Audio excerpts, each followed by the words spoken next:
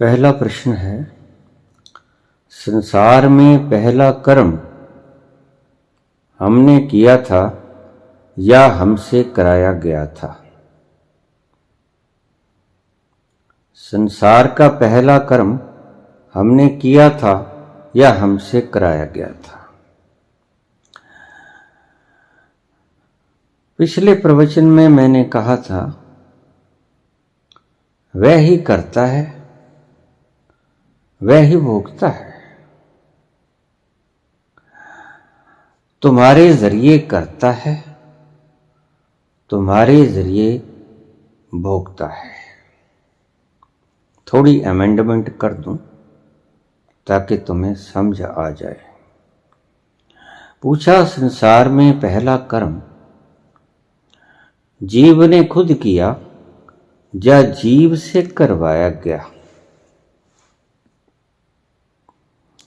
संसार का पहला कर्म हमने किया या हमसे कराया गया? पहला कर्म हो या अंतिम कर्म हो, मैंने कहा कर्ता परमात्मा, भोक्ता परमात्मा तुम्हारे जरिए, क्योंकि तुम उसकी क्रिएशन हो और उसने खेल खेलना है।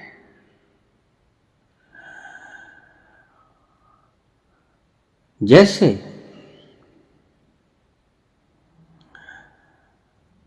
कोई फुटबॉल के खिलाड़ी खेल रहे हैं और फुटबॉल से कोई पूछे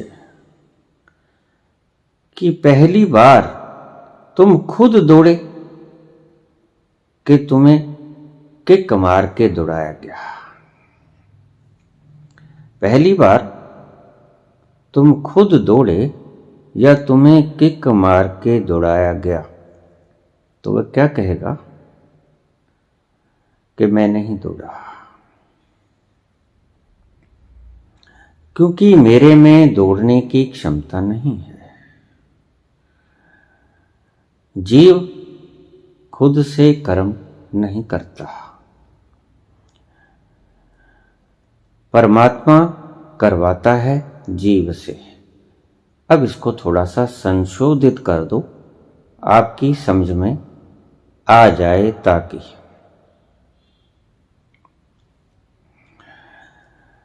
ईश्वर तुम्हारे जरिए करता है लीला और तुम्हारे जरिए ही भुगतवाता है लीला।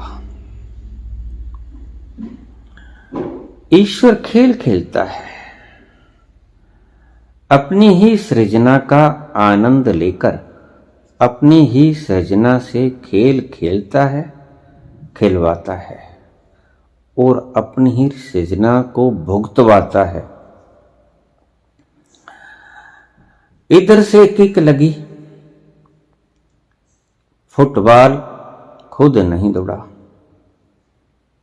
दूसरे खिलाड़ियों की किक लगी, फुटबॉल खुद नहीं दौड़ा। इधर दौड़ा, उधर दौड़ा, दाएं दौड़ा, बाएं दौड़ा, लेकिन खुद नहीं दौड़ा। दौड़ा किसी की स्ट्राइक से। तुम कर्म खुद नहीं करते, तुम कर्म खुद नहीं कर सकते। ईश्वर अपनी लीला खेलने के लिए, अपना खेल खेलने के लिए तुमसे कर्म करवाता है और तुमसे ही भुगतवाता है। ये ध्यान रखना। अक्सर लोग प्रश्न पूछ लेते हैं कि जब वो करवाता वो है तो हम क्यों भुगतें? अपने ही मटेरियल से कर्म करवाता है, अपने ही मटेरियल से कर्म भुगतवाता है, तो इसमें उसकी गलती कहां? गलती तुम्हारी जो तुम बीच में फंस जाते हो। जब तुम करते हो तो तुम ये मानते हो कि कोई नहीं करवाता है, मैं करता हूं। यहां फंसे। ईश्वर तुमसे करवाता है और ईश्वर ही तुमसे भुगतवाता है। अपनी लीला के लिए खेल खेल रहा है, इसमें तुम्हारा कुछ नहीं, ना कोई लाभ होता है ना कोई हानि होती है। कठपुतली कहे कि दूसरी कठपुतली को राजा बना के सिंहासन पर क्यों बैठा दिया, उसकी मूर्खता ना होगी, क्योंकि उसे पता है कि वो खुद का मालिक नहीं है। किसी को भी बैठा सकता था, तुमको भी बैठा सकता था, किसी को तो बैठाना ही पड़ता जब खेल खेलना है। और वह खेल बड़ी ईमानदारी से खेलता है। मैंने पहले भी कहा था कि तुम्हारे भीतर बैठा हुआ वो परमात्मा तत्व बड़ा न्यायप्रिय है, बड़ा ईमानदार है, तुमसे कर्म करवाता है और तुमसे उस कर्म का फल बड़ी ईमानदारी से, ऑनेस्टली, सही सही भुगतवाता है। तुम उससे न बच सकोगे। कर्म तुमने नहीं किया, कर्म उसने करवाया, और उसका कर्म जो उसकी प्रकृति के विधान के अनुसार जो फल बनता है वो तुमसे भुगतवाता है।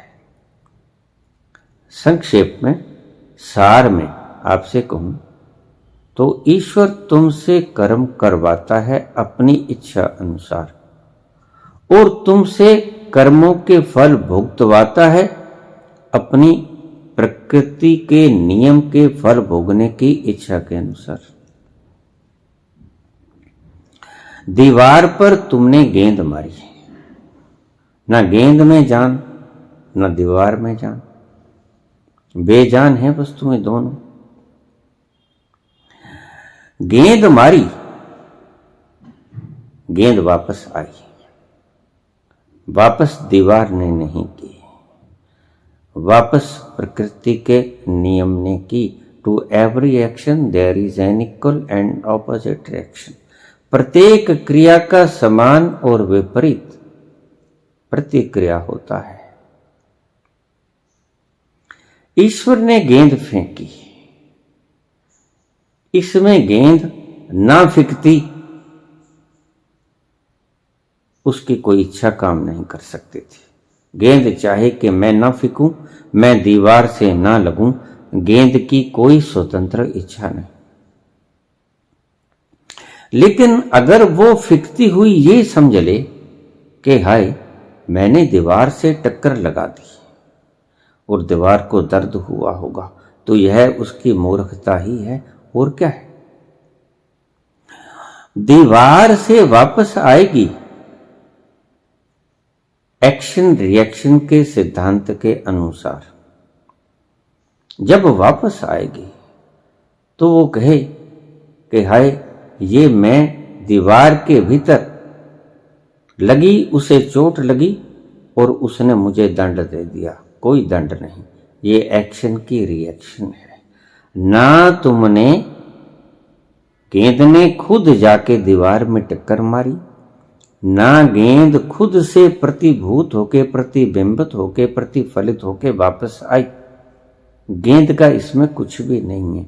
अगर गेंद मैं का भाव उसमें ले आए, कर्तापन का भाव उसमें ले आए, तो भोक्तापन का भाव भी उसमें आ जाएगा कि मैंने ही किया, मैंने ही भोगा।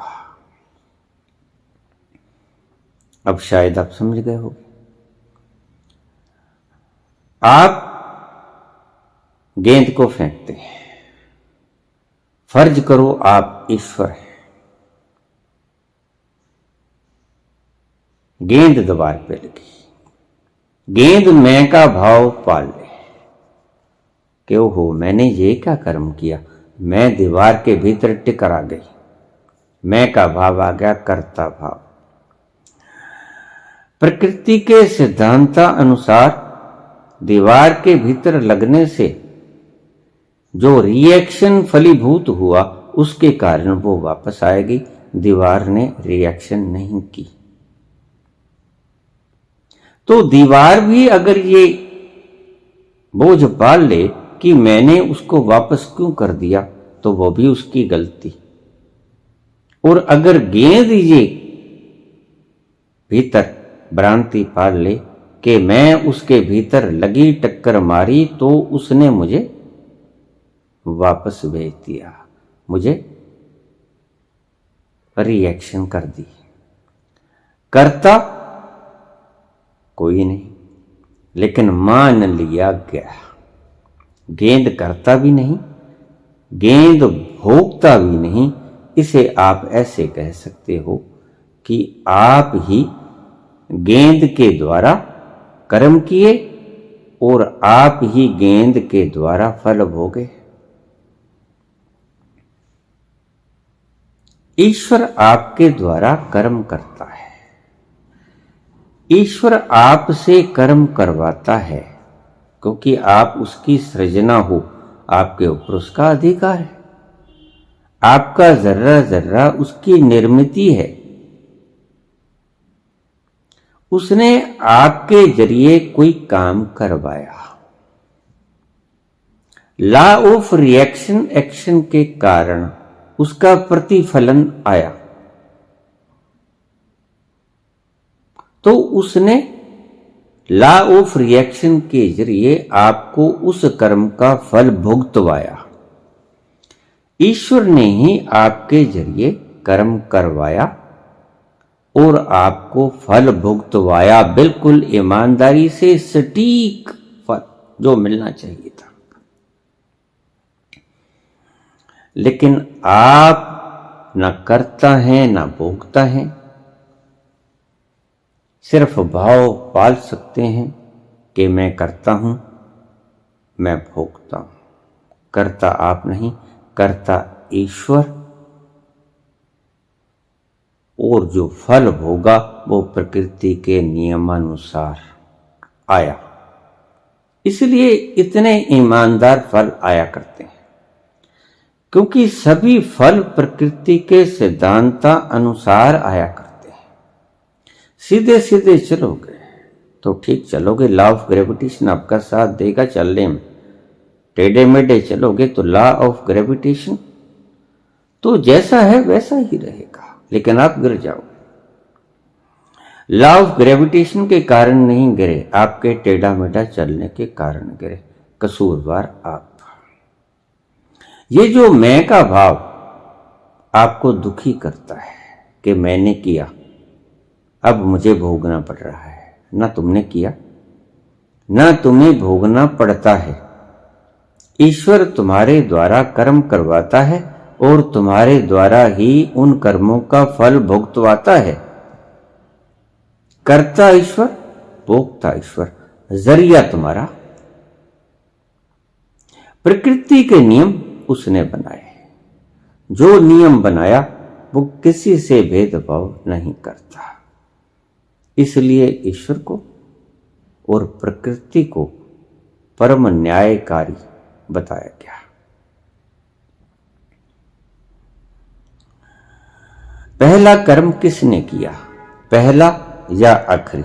सभी कर्म वो करवाता है और सभी कर्मों का फल वो भुगतवाता है ईमानदारी से। दूसरा प्रश्न, कुदरत की इस रचना में जीव ने पहला कर्म खुद किया या करवाया गया? वही प्रश्न है। जीव कुछ नहीं करता, जीव से करवाया भी जाता है, जीव से भुगतवाया भी जाता है। इच्छा उसकी, इच्छा उसकी और प्रकृति के नियमानुसार भुगताने की व्यवस्था उसकी।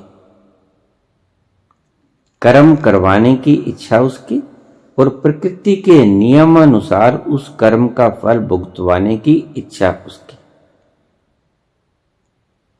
फिलोसॉफिकल सवाल हैं, दार्शनिक सवाल हैं, गहरे।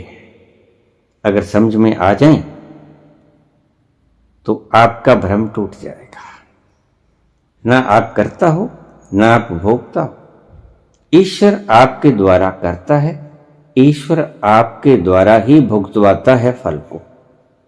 भुगतवाने के लिए उसने नियम बनाया है प्रकृति में।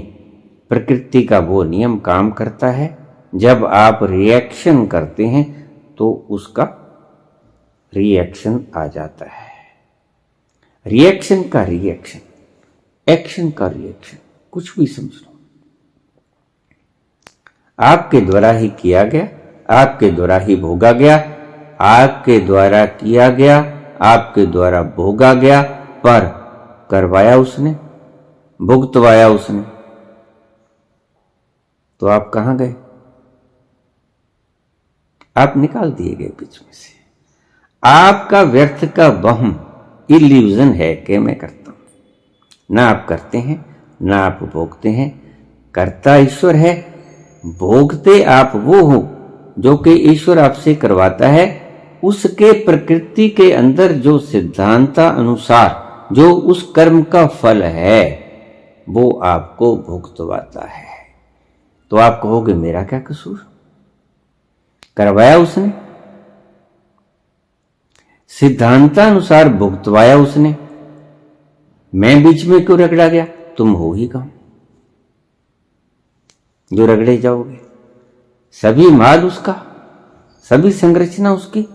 अपनी संरचना को उसने बनाया ही खेलने के लिए, अपना दिल परचाने के लिए उसने ये सृजना की है। और सृजना ही नहीं की है, सृजना करता ही जा रहा है लगातार। क्यों? क्योंकि वो सृजना करने की कैपेसिटी रखता है। 2 प्रश्न आपके हो गए। तीसरा, जब हम किसी के लिए आत्मा की शांति के लिए प्रार्थना करते हैं, उससे कोई उस आत्मा को शांति मिलती है? जब हम किसी की आत्मा की शांति के लिए प्रार्थना करते हैं तो क्या उसकी आत्मा को शांति मिलती है? नहीं। बड़ा अजीब सवाल है। ये क्या जवाब दिया?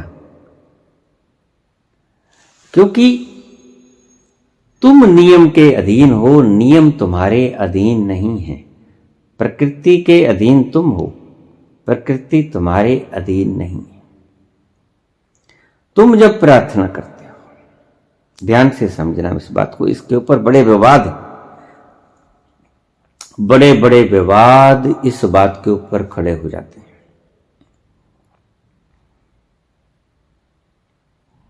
तुम कहते हो कि हम किसी की शांति के लिए, विश्व की शांति के लिए, किसी आत्मा की शांति के लिए, किसी दिवंगत आत्मा की शांति के लिए प्रार्थना करते हैं, तो क्या वो लगती है उस आत्मा को? नहीं लगती। तुम्हारी कोई भी अरदास, तुम्हारी कोई भी प्रार्थना, तुम्हारा कोई भी दान तुम्हारे को ही फल देता है। जिसके प्रति कर रहे हो वो नहीं देता, उसको नहीं लगता, तुम्हें फल मिलता है। जैसे जब तुम क्रोधित होते हो, ध्यान से समझ लेना एकाग्र होकर, जब तुम क्रोधित होते हो, जर्रा जर्रा तुम्हारा कांपने लग गया। वैज्ञानिक कहते हैं कि जब व्यक्ति क्रोध में होता है तो उसके भीतर कुछ ऐसे जहर ग्रंथियां बिखेरना शुरू कर देती हैं, पैदा करना शुरू कर देती हैं, जो कि जहर होती हैं और उसके शरीर के अंगों को विकृत कर देती हैं। जब आपने क्रोध किया, उस क्रोध का फल जहर के रूप में आपके खून में मिल गया। क्रोध किसने किया? आपने। फल किसने भोगा? आपने। वो जहर आपके शरीर के लहू में मिल गया। जब आप प्रार्थना करोगे, अरदास करोगे, आप देखना आपको कितनी शांति मिलती है। फल तुमने भोगा, या उस आत्मा ने भोगा जिसके लिए आपने प्रार्थना की? आपने भोगा। क्रोध का फल भी आपने भोगा, प्रार्थना का फल भी आपने भोगा। आपके भीतर ठंड पड़ जाएगी जब आप किसी के लिए प्रार्थना करोगे, हे ईश सब सुखी हो।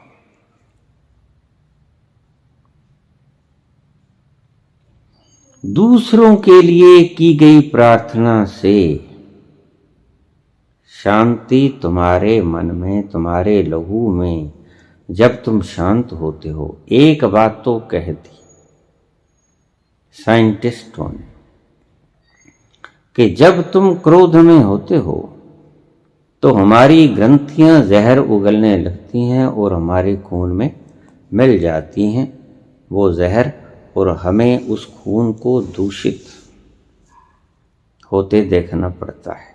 फल हमने भुगत लिया, हमने क्रोध किया, क्रोध से जहर पैदा हुआ, ग्रंथियों के द्वारा हमारे खून में मिल गया, हमारा खून विषैला हो गया, फल हमने भुगता। हम अगर किसी के लिए प्रार्थना करेंगे, हाथ जोड़ेंगे, ईश्वर से प्रार्थना करेंगे, हे ईश्वर सब सुखी। पंथ में सुबह उठकर शरबत का भला मांगा जाता है। तुम्हारे शरबत का भला मांगने से शरबत का भला नहीं होता। जब तुम किसी के लिए शरबत का भला मांगते हो, दूसरी खोज मैं आपको बता दूं, पहली खोज वैज्ञानिकों ने कर दी, दूसरी खोज मैं आपको बता दूं, शायद कभी विज्ञान कर ले। जब भी आप प्रार्थना के क्षणों में आते हो, जब भी आप अरदास के क्षणों में आते हो, तो आपके भीतर की ग्रंथियां अमृत उगलना शुरू कर देती हैं, जहर नहीं। क्रोध के क्षणों में जहर पैदा करना शुरू कर देती हैं, और शांति के क्षणों में, दूसरों के लिए प्रार्थना करने के समय में, दूसरों के लिए अरदास करने के समय में तुम्हारे भीतर की ग्रंथियां अमृत पैदा करना शुरू कर देती हैं। वो अमृत तुम्हारे खून रग रग में फैलता है और तुम्हें घोर शांति मिलती है। फल कैसे लगा? तुम्हें लगा। जब तुम किसी के लिए दान करते हो, तुम देखना, तुमने पंछियों को दाना बिखेरा, तुमने गौओं को चारा बिखेरा खुरलियों में, तुमने भूखे को खाना खिलाया, तुमने किसी वृद्ध व्यक्ति को जो गिर पड़ा था उठाया और उसको चलने लगाया, तुमने किसी अंधे व्यक्ति को सड़क पार कराई, तुमने किसी दर्द युक्त व्यक्ति को दवा दी जिससे वो दर्द से मुक्त हो गया, तुमने किसी बीमार व्यक्ति के लिए दवा की। ये जितने भी कर्म, सुकर्म, दान, पुण्य कहलाते हैं।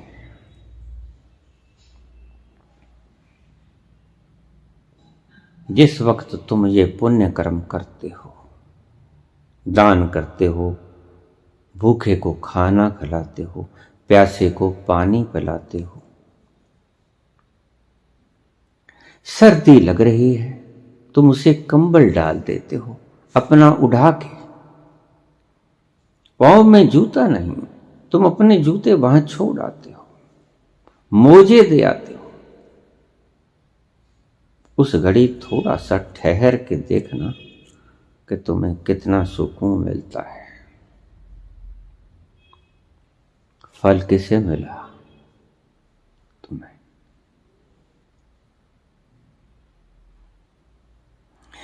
तुम दान करते हो, ऐसा नहीं है कि फल एक व्यक्ति को नहीं मिलता, दो को मिलता है। कैसे?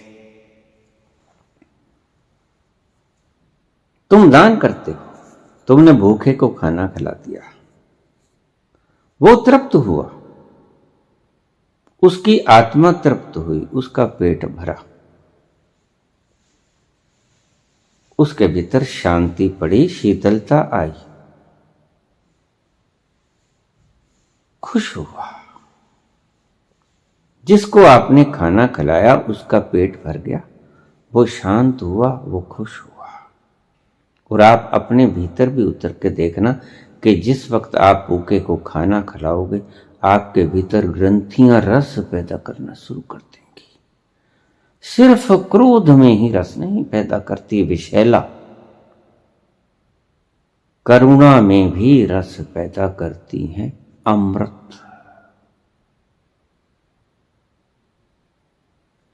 जब भी आप करुणा के कारण किसी का दुख देख के दुखित होते हो, तब तुम्हारे भीतर की ग्रंथियां अमृत का संचार करती हैं और तुम्हें शांत बना देती हैं। ये दूसरी खोज मैं तुमसे कहता हूं, साइंटिस्ट करें। इस खोज को पाएंगे कि हमारी ग्रंथियां क्रोध के क्षणों में जो जहर उगल रही थी, करुणा के क्षणों में, दान के क्षणों में, सहायता के क्षणों में, प्यासे को पानी पिलाने के क्षणों में, दूसरों का कल्याण करने के क्षणों में भीतर की ग्रंथियां अमृत उगलेंगी। और जैसे ही भीतर की ग्रंथियां अमृत उगलेंगी, तुम शांत हो जाओगे। तुम्हारा किया हुआ दान दो व्यक्तियों को फलीभूत होगा, भूखे की भूख मिटी, तुम्हें शांति मिले। इसे कहते हैं दो तरफा लाभ। और अगर तुमने पाप किया, कोई जाता व्यक्ति छुरा भोंक दिया, दुख हुआ, तकलीफ हुई, गिर पड़ा, तो आप देखना दर्द आपको भुगतना पड़ेगा। वो आपके खाते में प्लस, आपके कंप्यूटर में फीड हो गया कर्म।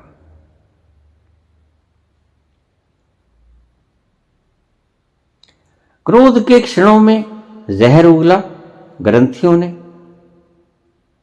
आपका रक्त दूषित हुआ, कोई ना कोई अंग आपका नुकसान करेगा वो जहर। और जैसे ही आपने दान किया, आपने बांटा, आप भीतर देखना कि रसास्राव शुरू हो गया आनंद का। कहां से आया? दान करते वक्त थोड़ा सा अवेयर रहना, चेतन रहना, आप पाओगे कि ठंडक आ रही है भीतर। कहां से आ रही है? वो ग्रंथियां छोड़ रही हैं। क्रोध के क्षणों में गुस्सा आ रहा है, आंखें लाल हो जाएंगी, शरीर कंपना शुरू हो जाएगा, होंठ फड़कने शुरू हो जाएंगे, दांत पिसने शुरू हो जाएंगे। वो क्रोध के क्षणों में पैदा हुए जहर का परिणाम है। दान के क्षणों में लंगर बता रहे हो, कहीं अपने हाथ से जरूरतमंदों को दान कर रहे हो, आपके भीतर की ग्रंथियां अमृत का शराब करना शुरू कर देंगी। ऐसे स्वादिष्ट सुंदर रसों को प्रवाहित करेंगी आपके रगों के भीतर, खून में, कि आपका सारा तन बदन ऐसा हो जाएगा जैसे गंगा में स्नान किया हो। शांत। जब आप किसी के लिए प्रार्थना करते हो, कोई तो बहाना हो जाता है, सुख तो आपको ही मिलता है।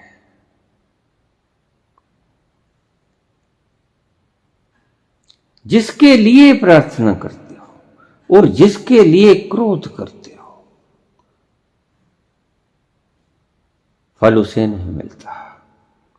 उसको कोई फर्क ही नहीं पड़ता, उसको पता भी नहीं होता। आप उसको सोच सोच के, उसके कामों को सोच सोच के दुखित होते जाते हो। तुम्हारी ग्रंथियां भीतर से जहर बरसाना शुरू कर देती हैं, नुकसान तुम्हें पहुंचता है।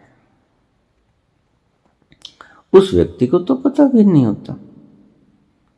अगर क्रोध करोगे, तभी क्रोध, काम, लोभ, मोह, अहंकार, इन्हें ऊर्जा के विषाक्त तत्व कहे गए, इन्हें विकार कहा गया। काम, क्रोध, लोभ, मोह, अहंकार, इन्हें विकार कहा गया, क्योंकि इन सभी चीजों में हमारे ऋषियों ने देखा कि भीतर जो ग्रंथियां रस छोड़ रही हैं, इन कर्मों को करते हुए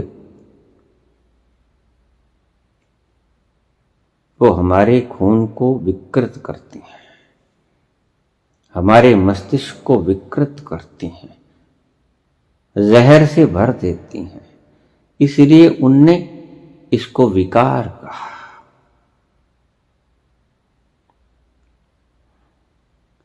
आप क्रोध में भी मजा ले सकते हो, काम में भी मजा ले सकते हो, लोभ, मोह, अहंकार में भी मजा ले सकते हो, लेते ही हो। लेकिन संत कहते हैं कि ये विकार है। काम, क्रोध, मद, लोभ सब नाथ नरक के पंथ। ये नरक का द्वार है, ये रास्ते हैं नरक के। काम, क्रोध, मद, लोभ सब नाथ नरक के पंथ। सब पर हर रघुवीर ही, भजो भजे जय ही संत। सब कुछ त्याग के उसको याद करो जिसको संत याद करते हैं। ये विकार है। भला ही तुम क्षणिक आनंद मान लेते होगे, आनंद है नहीं। संत कहते हैं इनमें आनंद नहीं है। क्षणिक आनंद जिसे तुम कहते हो वो भी तुम्हारी भ्रांति ही है। क्रोध के जरिए शक्ति को बाहर फेंक देना, काम के जरिए शक्ति को, ऊर्जा को बाहर फेंक देना, लोभ मोह के जरिए शक्ति को बाहर फेंक देना, भार कम हो जाता है शक्ति का और तुम अपने आप को रिलैक्स महसूस करते हो। इतना नुकसान खाके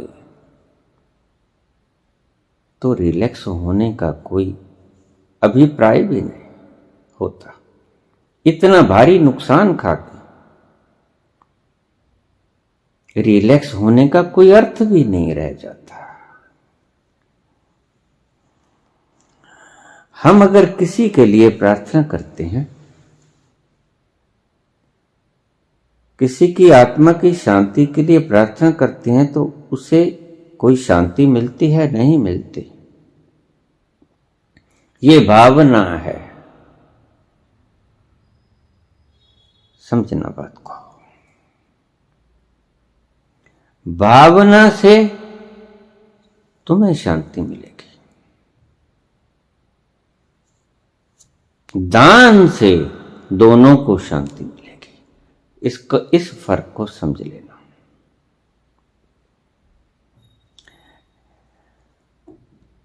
भावना रखोगे कि ये सुखी हो जाए तो तुम्हें शांति मिलेगी। भावना रखोगे कि ये दुखी हो जाए, तुम्हें दुख मिलेगा। जहर पैदा करेंगी ग्रंथियां। लेकिन अगर भावना न रखोगे, कर्म करोगे। किसी को दान कर दिया, किसी भूखे को भोजन खिला दिया, तो दोनों को शांति मिलेगी, दोनों को तृप्ति मिलेगी। इसलिए दान का इतना महत्व बताया गया। दान में किसी का कुछ नहीं घटता है, काम में दोनों का घटता है, क्रोध में दोनों का घटता है। कोई सामने आदमी खड़ा है, आप उस पर क्रोध कर रहे हो, वो उसके प्रत्युत्तर में आपको उस क्रोध का जवाब दे रहा है, उसका भी घट रहा है, आपका भी घट रहा है। भूखा है, आप उसको भोजन खिलाए जाते हो, आपको भी तृप्ति मिलती है, उसको भी तृप्ति मिलती है। शुभ कर्म से समझ लीजिए इस बात को, आपको भी खुशी मिलेगी, जिसको आप खाना खिलाओगे उसको भी खुशी मिलेगी। लेकिन जिसके लिए तुम तीसरी बात कहते हो कि हमने तो ये खाना उस व्यक्ति के लिए खिलाया, उसको नहीं मिलेगा, आपको मिलेगा। आपने क्रोध किया, आपको फल मिला अशांति का रूप में। आपने प्रार्थना की, आपको फल मिला शांति का रूप में।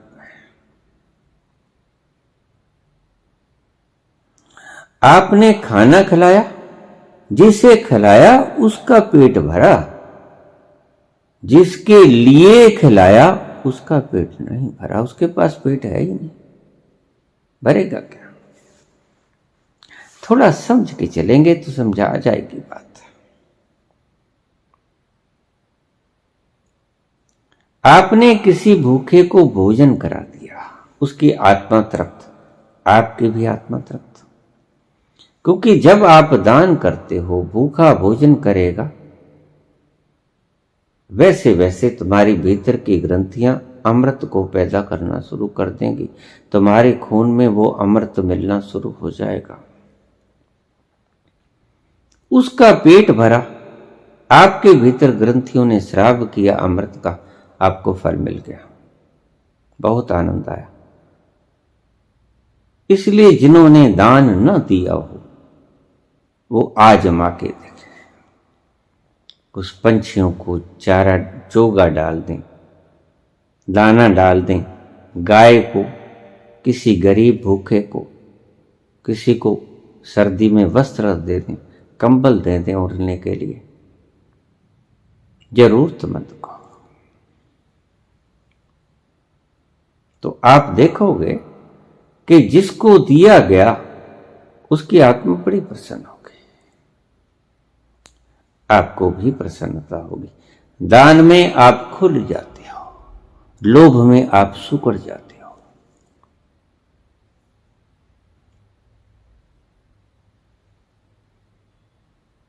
दान में आप खुल जाते हो, लोभ में आप सुकड़ जाते हो।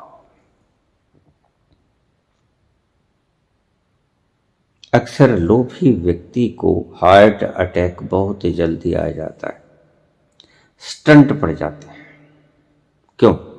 क्योंकि उसकी भीतर की वेसल्स, उसकी लोभ की वृत्ति के कारण कॉन्ट्रैक्ट होने शुरू हो जाती है, कॉन्ट्रैक्ट।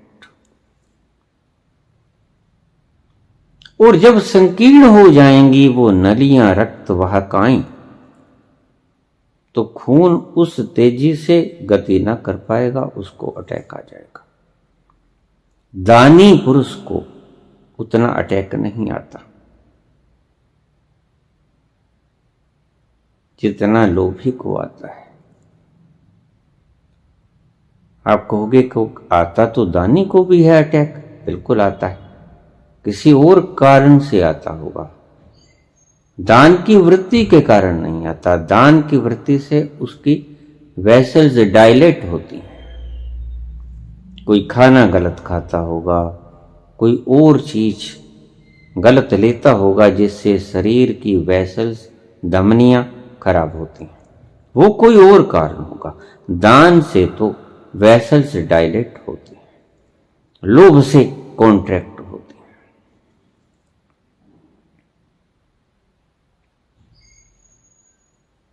ये सभी काम क्रोध मद लोभ सब नाथ नरक के पंथ। नरक कहते हैं दुख को, उस नरक को नहीं, नरक दुख। जिस कर्म से तुम्हें दुख मिले वो नरक, जिस कर्म से तुम्हें दुख भोगना मिले, भोगना पड़े, वो नरक। काम क्रोध मद लोभ सब नाथ नरक के पंथ। सब पर हर रघुवीर ही, सब कुछ छोड़ छाड़ के भजो भजे जहीं संत, रघुवर को भजो। ये तुलसीदास के शब्द हैं, क्योंकि रघुवीर के वो भगत थे, उन्होंने रघुवीर शब्द लिख दिया। सब तज सब कुछ छोड़ के रघुवीर ही, भजो भजे जही संत, जैसे संत भजते हैं। सब कुछ छोड़ के उसको भजो, परम पिता परमात्मा को भजो। वो जो रमता है सबके भीतर, कण कण में रम रहा है, उसको भजो।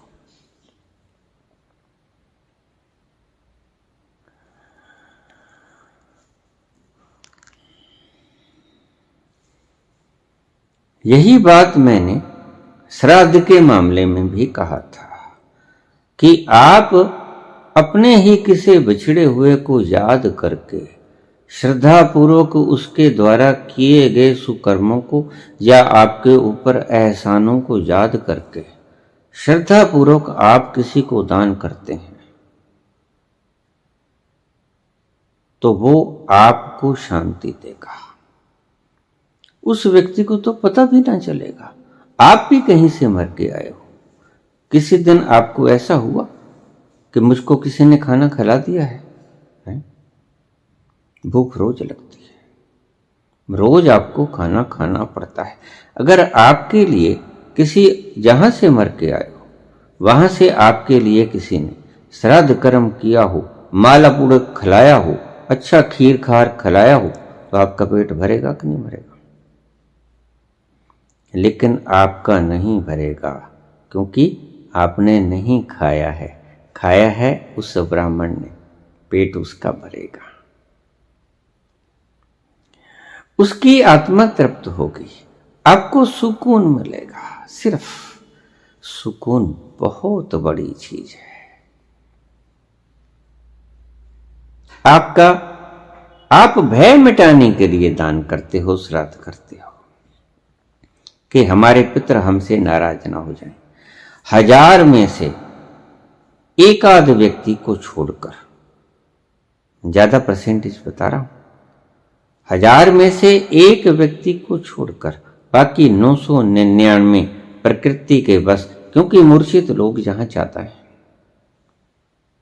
प्रकृति उन्हें अपने अपने गर्भों में विस्थापित कर देती है कि चलो, वैसा ही वो गर्भ टटोल लेती है और वैसे ही गर्भ में वो स्थापित कर देती है। इधर मरे उधर आप के लिए गर्भ तैयार है।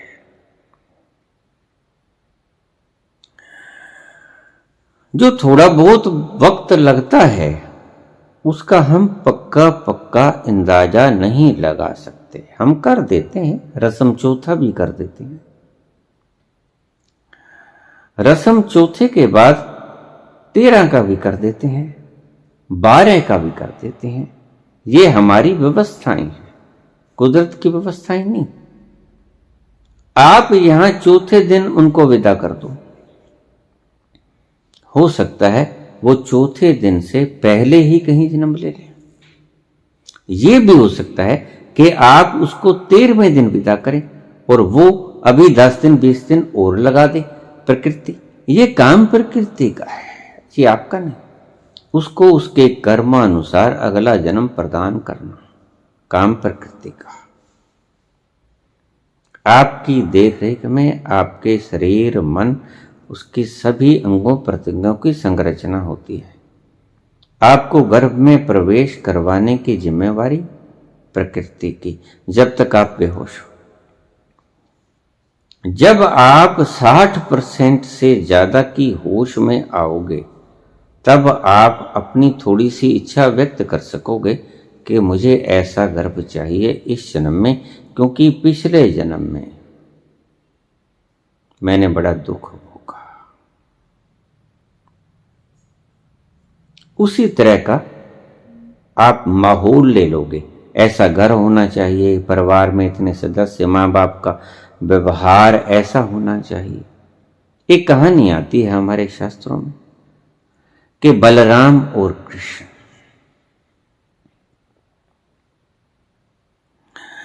जब राम और लक्ष्मण, ये दोनों के अवतार गिने जाते हैं। त्रेता युग में राम और लक्ष्मण दोनों थे, लेकिन लक्ष्मण छोटे थे। लक्ष्मण जो काम को जैसे हल करना चाहते थे, राम उस तरह से उसको हल नहीं करते थे। लक्ष्मण क्रोधी स्वभाव के थे, लेकिन राम बड़े शांत स्वभाव से उस काम को वैसे ही निपटाते थे। लक्ष्मण को बड़ा तकलीफ होती थी। तो लक्ष्मण कहने लगा कि मैं भैया अगले जन्म में बनूंगा तुम्हारा भाई, पर छोटा नहीं, बड़ा भाई बनूंगा। जागृत आत्मा ऐसे फैसले लेती है। बनूंगा तुम्हारा भाई, लेकिन छोटा भाई बनकर बड़ी तकलीफ उठानी पड़ी। मेरे अनुसार अब चले ही नहीं। वो मसला जो 14 साल के वनवास में भी हल ना हुआ, मैं 1 घंटे में हल कर देता। मेरी बात आपने मानी ही नहीं।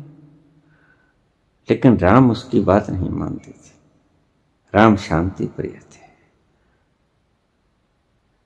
तो अगले जन्म में मैं बड़ा भाई बनूं, आप छोटे बने। ऐसा ही हुआ। कृष्ण छोटे थे, बलराम बड़े थे। लेकिन किया तो वही जो कृष्ण ने चाहा, हुआ तो वही। हालांकि बहुत सी बातों के अंदर बलराम में अड़ंगा फंसाया, लेकिन कृष्ण ने वो काम नहीं होने दिया। कृष्ण जो चाहते थे वो ही किया। चाहे बलराम बड़े ही थे, लेकिन कृष्ण ने वो होने नहीं दिया जो बलराम चाहते थे।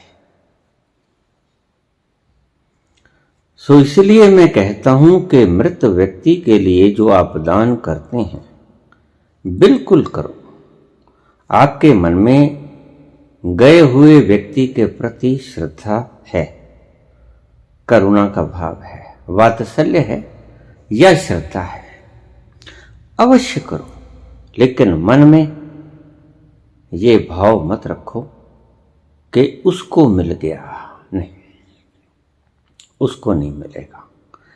आपको शांति पड़ेगी, आपको चैन पड़ेगा।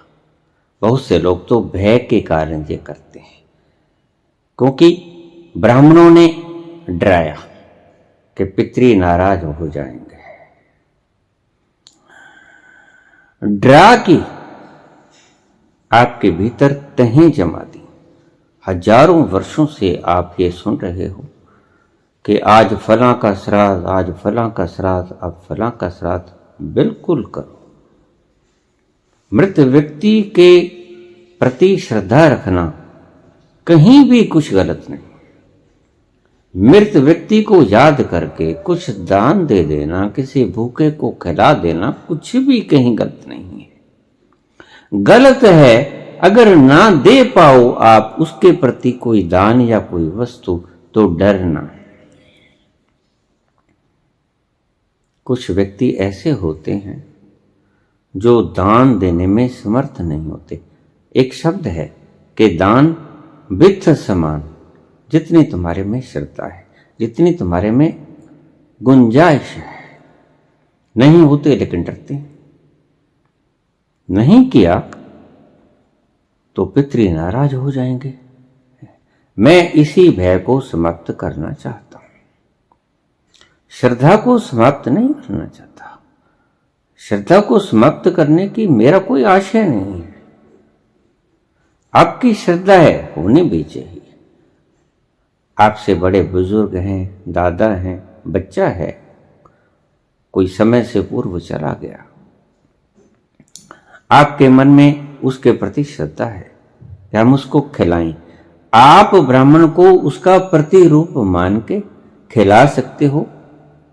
भोजन, वस्त्र, बूट, चप्पल, जुराब दे सकते हो। लेकिन अगर आप ना कर सको तो डरना नहीं है, क्योंकि ये उसको जाता ही नहीं है और उसको ना जानने के कारण वो नाराज नहीं होता है। उसकी नाराजगी से, उसकी कुपितता से डरना मत। दान चाहे दुगुना कर देना, लेकिन जो सत्य है उसको जान लेना कि मैं उसको याद करके ये दान कर रहा हूं। उसे लगेगा इसलिए नहीं।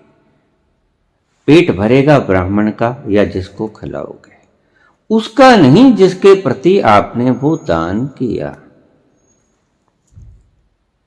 किसी व्यक्ति के प्रति आप अरदास करते हो, वो अरदास उसको नहीं लगती, आपको लगती है। जैसे क्रोध की भावना करने से आपके मन के भीतर ग्रंथियां जहर फेंकना शुरू कर देती हैं, वैसे ही अरदास की भावना से कि उसका भला हो, उसका कल्याण हो, इसकी भावना से आपके भीतर की ग्रंथियां अमृत को पैदा करना शुरू कर देती हैं और आपका मन, मस्तिष्क, शरीर शांत हो जाता है। आपकी भावना के वश में जो आप काम करोगे, अरदास करोगे, चाहे दान करोगे, उससे आप फलीभूत होगे। जिसके निमित्त आप प्रार्थना कर रहे हो उसको कोई फर्क पड़ने को नहीं। मैंने आपको उदाहरण देकर सारी बात को समझा दिया है। किसी के निमित्त आप दुआ करके, फरियाद करके सिर्फ इतनी ही बात कहते हो कि आपको उसके प्रति श्रद्धा है। जान तुम पर निसार करता हूं, जान तुम पर निसार करता हूं, मैं नहीं जानता दुआ क्या है। जान तुम पर निसार करता हूं, मैं नहीं जानता दुआ क्या है। धन्यवाद।